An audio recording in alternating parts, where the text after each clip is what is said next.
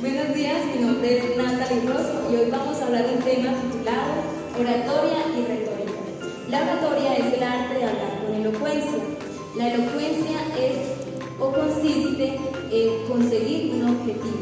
Entonces podríamos decir que la oratoria es el arte de comunicarse para conseguir un objetivo. Este objetivo podría ser de entretenimiento, de formación, de información o de persuasión. La retórica es la oratoria aplicada a persuadir y a convencer. Entonces, mientras que la oratoria es más práctica, la retórica consiste más en la teoría.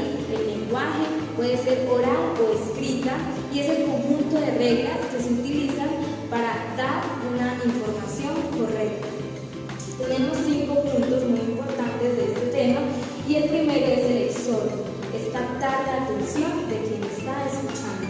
En este primer punto podemos colocar una pregunta retórica, que podría ser una muy buena manera de captar la atención de las personas.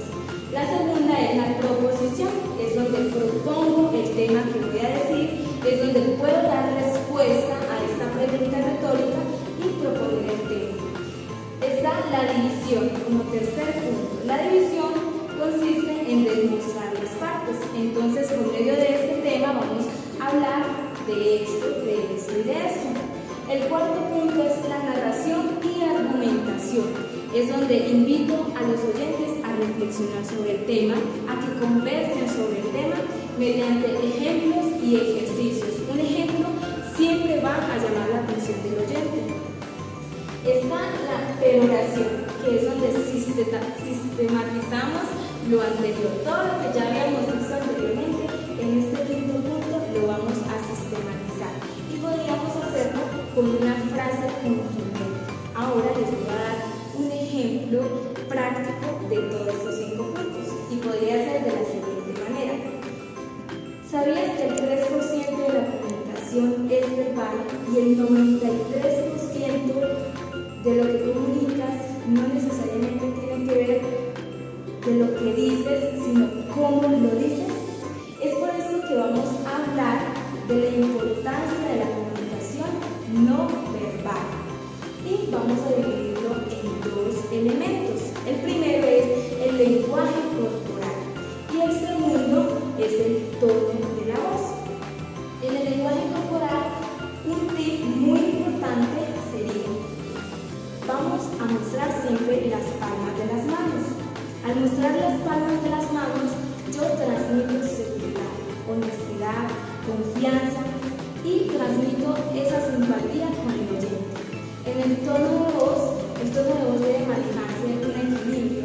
De pronto hay ciertas maneras de dar el tono de voz de manera alta y otras muy suaves. Cuando quiero motivar, puedo alzar mi tono de voz. Cuando quiero de pronto convencer al oyente, puedo bajar un poco más el tono de mi voz, porque el tono de la voz suave quiere decir, o en algunos casos se va a entender, de que quiero contar un secreto, y las personas siempre van a estar interesadas en un secreto.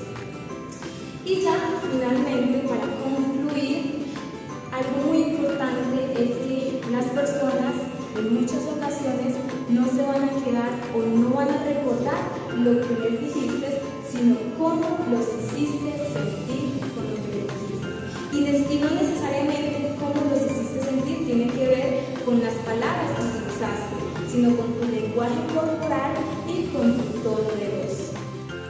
Teniendo en cuenta el ejemplo anterior que habíamos dado de manera general, quiero resaltar también cómo lo implementaría como en mi área profesional como docente. Y un punto que me parece muy relevante es el control y el manejo del grupo.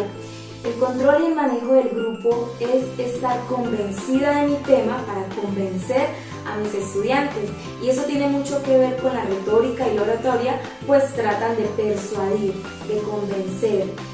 Estar seguros del tema es muy importante, pero también cómo digo ese tema, cómo lo expongo, y eso tiene que ver también con el lenguaje no verbal, mi expresión facial, si de pronto me siento un poco tensa a la hora de dar el tema, ellos van a notar eso, cada detalle.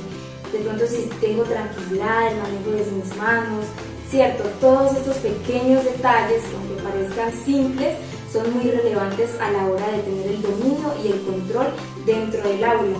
También esto denota la inseguridad o la seguridad a la hora de expresarme, y esto depende mucho porque me va a conservar la autoridad como maestra que soy dentro del aula, o puede llegar a opacarla.